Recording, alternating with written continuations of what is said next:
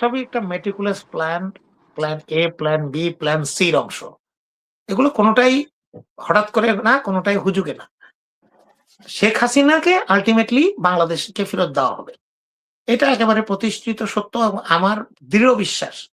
শেখ হাসিনাকে ভারতে অলরেডি আশ্রয় দিয়ে ১.৫ বছর উপরে আশ্রয় দিয়ে ভারত যে একটা বেকায়দা অবস্থায় পড়েছে, উনি তো আর একা যাননি। উনার সাথে আরো ৩০-৪০ হাজার এই লুটের আসতেনি, তার এই এমপি, মন্ত্রী তারা তো সব গিয়েছে। টাকা পয়সা নিয়ে গিয়েছে। তারা নিজের টাকায় খাচ্ছে। তা ভারতের যদি বাংলাদেশকে হুম, দেখাতে হয়, বাংলাদেশের জনগণকে আশ্বস্ত করতে হয় যে আমরা ইতিপূর্বে যা করেছি আমরা ঠিক করিনি। এখন থেকে আমরা বাংলাদেশকে সাম্যতার ভিত্তিতে এবং বাংলাদেশকে একটা ভদ্রতা এবং একটা কি বলে এটাকে, আমি খুব ইজি ভাষায় যদি বলি, সম্মানের ভিত্তিতে যদি সম্পর্কটা এগিয়ে নিতে হয়, তাহলে ভারতকে অবশ্যই হাসিনার নামে যে কাঁটাটা হুম। বিধি আছে এই কাঁটাটাকে সরাতে হবে। বাট এই কাঁটাটা ভারত এত সহজে সরাবে না। সরকার। যতক্ষণ পর্যন্ত হাসিনার নিরাপত্তা, হুম, হাসিনার বিচারের নিশ্চয়তা এবং হাসিনার মানে তাকে কোনো কিছু উল্টাপাল্টা করা হবে না, এরকম নিশ্চয়তা না পাওয়া পর্যন্ত তারা ছাড়বে না।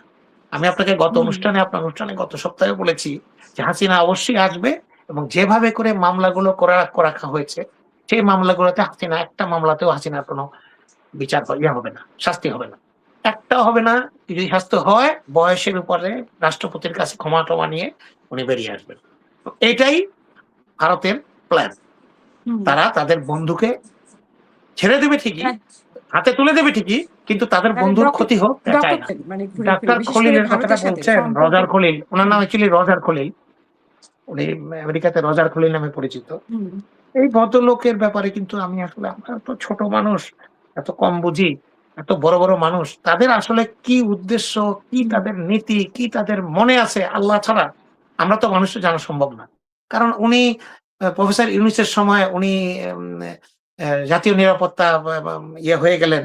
হয়ে সিআইএ এর সাথে নাকি উনার ভালো সংযোগ। উনি যে ইউনূস সরকারকে ভিত্তি দেবেন, সব দেবেন এবং বিএনপি নিজের কানে, হুম, নিজের মুখে শুনলাম বিএনপি যমুনা থেকে বেরিয়ে এসে ৩ জন ৪ জন উপদেষ্টা আপনার স্থায়ী কমিটির সদস্য বললেন, "আমরা আমাদের প্রধান আপত্তি এই ডক্টর খলিলুর রহমানের ব্যাপারে জানিয়ে এসেছি। তাকে কোন অবস্থাতেই বাংলাদেশের নিরাপত্তায় রাখা যাবে না।" সেই খলিলুর রহমান হুম, ১-১.৫ বছরের মাথায় বিএনপির পররাষ্ট্রমন্ত্রী হয়ে গেল।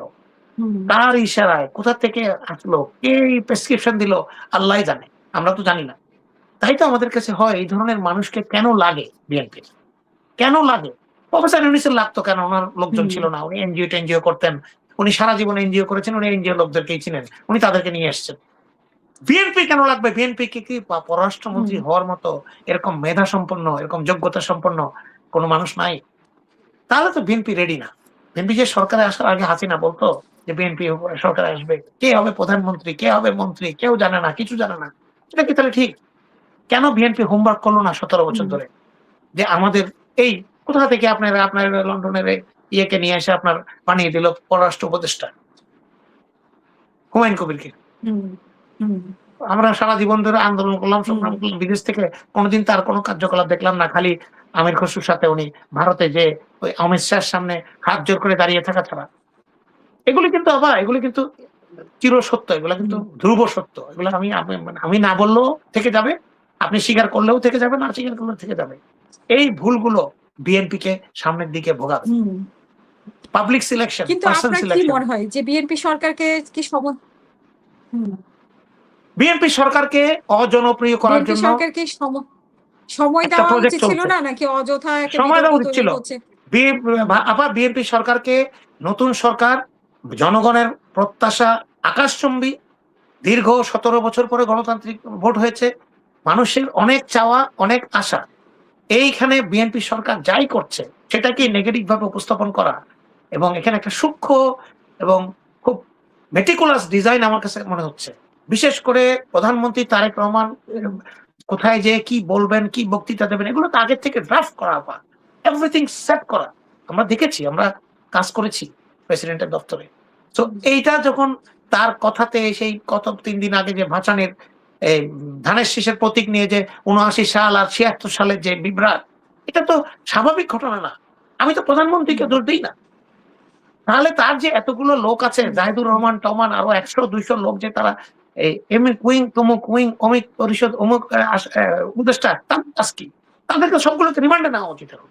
হুম, যে প্রধানমন্ত্রী, দেশের প্রধানমন্ত্রী যেটা বলবে সেটা ক্যালকুলেশন করে চেক ব্যাক করে 100% হলে তারপর তাকে দেওয়া হয় যে আজকে আপনার এই বক্তব্য স্যার, আপনি এই উপরে কথা বলবেন, বিষয়গুলো আপনি একটু দেখে নেন।